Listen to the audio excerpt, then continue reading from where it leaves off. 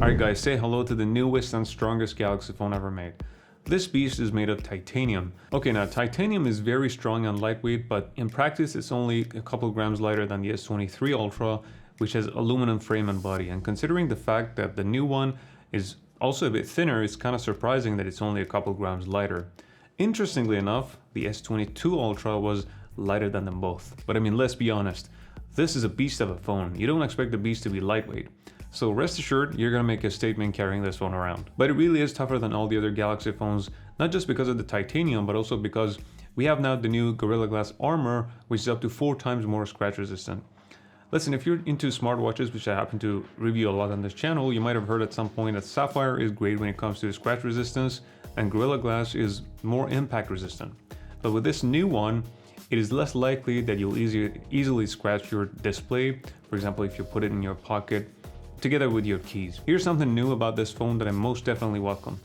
So if you're always on the move and you use your phone outdoors, especially if it's sunny, you're likely not going to have the same indoor viewing experience.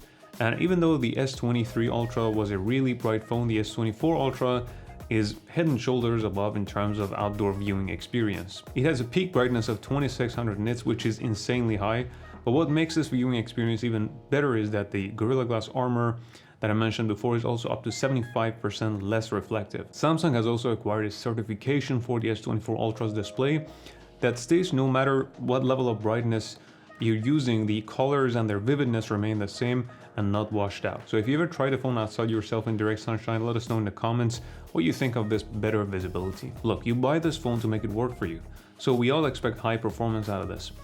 This year's phone is shipped with the new Snapdragon 8 Gen 3, which is specifically tuned for Galaxy devices, and you get 12 GB of RAM. Here's the performance benchmark for those of you interested compared to the S23 Ultra. And as it pertains to gaming, I played a few games for a couple hours, and the heating is as acceptable as you could get, and you can play games in performance, standard, and battery saver modes. By default, you always play games in performance mode, and it's also easy to gauge the performance and temperature by just looking at the game booster during your game. Of course, if you really push it, it is possible to experience a small amount of heating issues, especially if you live in a hot climate, but a combination of good performance, high refresh rate, and bigger display size makes the S24 Ultra a great choice for mobile gamers, especially if you play competitively. Let's say you play the Call of Duty mobile, I bet you're gonna have a higher chance of outperforming the other players who are gaming on much older devices. And guess what? There are many who play on older devices. I'm not particularly good at competitive gaming, and yet when I game on a device like the S24 Ultra, I'm just killing it. But what about the cameras? I mean, besides gaming, many of us are drawn to the Ultra phones because of their cameras, especially that 200 megapixel camera is very intriguing, right? So as it turns out, this year we did get a 50 megapixel camera as well. And quite honestly, there's a lot to be said about the cameras that I might show in the next video. But at their basic functioning level, they're alright, but the addition of the 50 megapixel camera probably doesn't make that much of a difference if you don't know how to use it right, which again requires its own video. But here I was doing a quick test of the cameras and I recorded this to show you guys. So look at the color, which is the correct color with the 12 megapixel camera, and then see how it completely changes with the 50 and 200 megapixel cameras. I mean, this level of inconsistency in the hue of the cameras is not acceptable. And I demand Samsung to fix this soon with an update, which I know is totally possible. Because that titanium gray color has completely changed to purple. And I must say the problem only occurred when I was using a 6.5 times digital zoom. But that's not why the new 50 megapixel camera might not make much of a difference. The real reason is that whether you're using the 200 megapixel or 50 megapixel camera, as soon as you zoom digitally, you're getting a cropped picture which is not gonna be the chosen resolution. You don't believe me? Here's an example. On the left, there is a 200 megapixel photo, and on the right, a zoomed version of it with digital zoom. Now a 50 megapixel photo on the left and a digital zoomed version on the right. And as you can see, when you digitally zoom, the resolution just drops, obviously. So the real question is, what's the difference between photos taken with a 12 megapixel, 50 megapixel and 200 megapixel cameras with the same amount of zoom? I think it's obvious that at the 1x zoom, that is no zoom, the 200 megapixel must simply win, but here's a comparison shot anyways. Then we can take a look at a 5x zoom that I took plus all their metadata, and finally a 10x zoom. Which one do you think is best in each of these 3 examples? Feel free to go back and forth and pause and then definitely let me know in the comments. Of course, I haven't talked about the Galaxy AI yet, which, believe it or not, isn't a completely new thing. We've had AI on our phones and specifically Galaxy devices for a while already.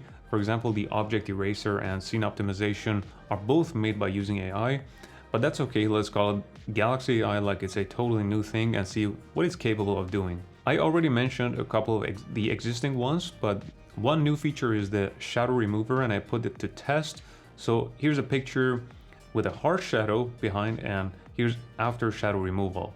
What do you think? You could also remove some of the reflections, and that's another feature, but if the AI can't detect a good shadow or reflection, then it can't do much or anything at all. So in a way, sometimes you have to know how to take a bad picture that's good enough to be detected by the AI to be improved, if that makes sense. And there's also the generative AI as a new feature that can fill some empty spaces in your pictures if you realign them. This can also be tricky to use, and in general, the simpler the background, the better the result. If this is your first time you're watching Ryan's Tech, please subscribe and stay tuned for all kinds of tech videos. Definitely check out the videos tab to see what kind of content we make. And by the way, did you know that the S22 Ultra had a 40 megapixel selfie camera? This phone and the S23 Ultra only have a 12 megapixel camera, and that was one of my favorite things about the S23 Ultra, because you don't typically zoom in when taking selfies. So a higher resolution camera really makes sense, and I wish the S24 Ultra had one too. So there's that. But let's not forget about the videography on the S24 Ultra. Not only can you shoot 8K with the S24 Ultra now, but also zoom up to 10 times. Of course, if you're making anything noteworthy, you 100% need to use a tripod to zoom that much. In terms of software experience, the S24 Ultra comes with Android 14 and One UI 6.1.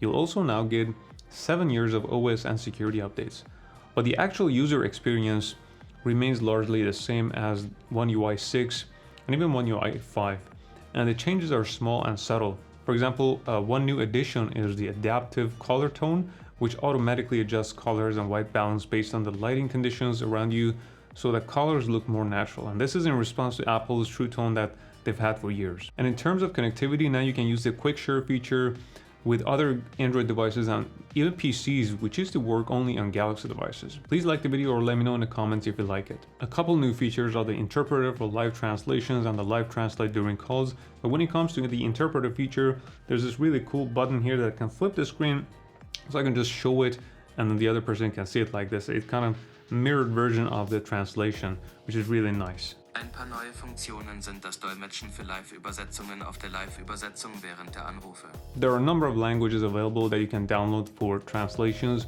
and there are male and female voices available to choose, and you can even adjust the rate of speech. And then a similar feature exists for calls, and what makes it kind of practical is that you can mute both your voice and the other person's voice separately, so both of you could only hear the translated voices.